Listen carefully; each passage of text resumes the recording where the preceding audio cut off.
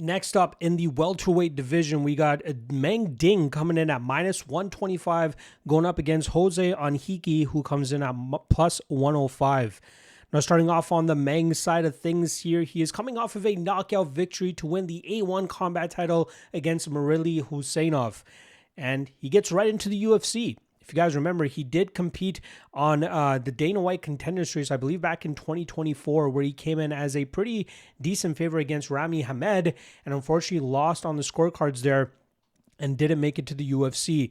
He took off a bunch of time, got back onto the horse, won the A1 title, and the UFC was more than happy to bring him in, especially for this opportunity to fight in Macau this weekend for the promotion. But quickly talking about the Rami Hamed fight, that was a fight where his aggressive striking style, where he just loves to march forward, loves to throw big shots and try to knock his opponents out, it kind of worked against him because of the Taekwondo style of Hamed. Hamed showcased good speed, good footwork, good movement, good counters, and that really caused Meng to be throwing at air more often than not, and Hamed was able to just outstrike him, I believe, in rounds 1 and 3. There was a point taken away from Meng, I believe, in the third round of that fight for repeated low blows, but that wouldn't have changed the outcome of the fight, as I still believe Hamed did enough to edge out those that first and third round. Now, Hamed did not get signed to the UFC even after that win because it was a pretty lackluster performance. That's not what Dana wants to see on those types of shows. But it's clear that the UFC still had their eye on Meng because of his aggressiveness and willingness to go out there and throw down.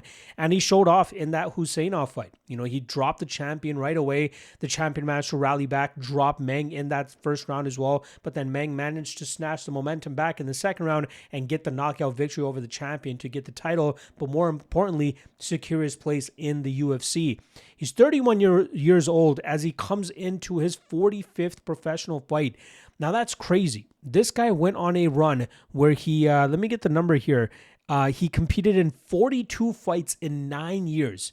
Now, back when I was talking about another Chinese fighter, Zhu Kengji, I was talking about how these guys are able to stay way more active in China because of the lack of restrictions from the commission over there compared to at least the North American side of things. And Meng fully took advantage of that as he just stayed super busy.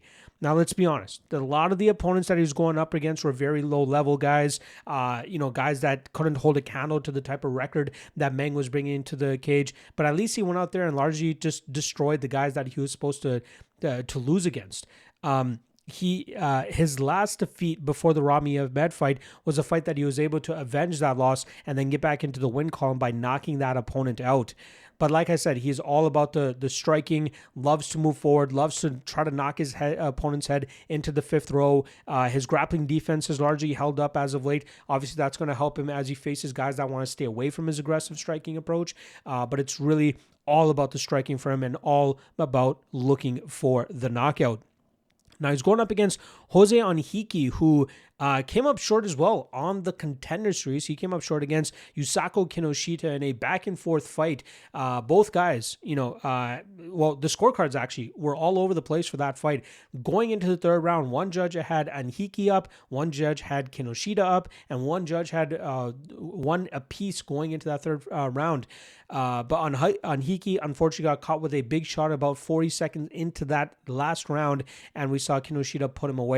Now, there might be an argument that it might have been too quick of a stoppage, but Henrique was eating way too much damage after getting dropped the way that he did. Luckily for Henrique, he was able to get back on the horse. He's pulled off 3 straight victories, but there were a couple fights where things looked a little bit sketchy for him. That majority decision win that he had over, I believe it was Alexandre Silva, he was nearly finished numerous times in that first round. He was just getting banged on by his opponent, dropped repeatedly, rocked repeatedly. It looked very bad. But somehow he was able to rally back in the second round himself and nearly finish his opponent numerous times. So credit to the referee for allowing that fight to continue on. That third round was obviously a lot slower paced than the first two, but Henrique apparently did enough to win that fight ever so slightly. But still not a great look for the 24-year-old to be getting banged on as much as he was. His last fight was a little bit easier for him to eventually get the win, but it's really about his Muay Thai skills.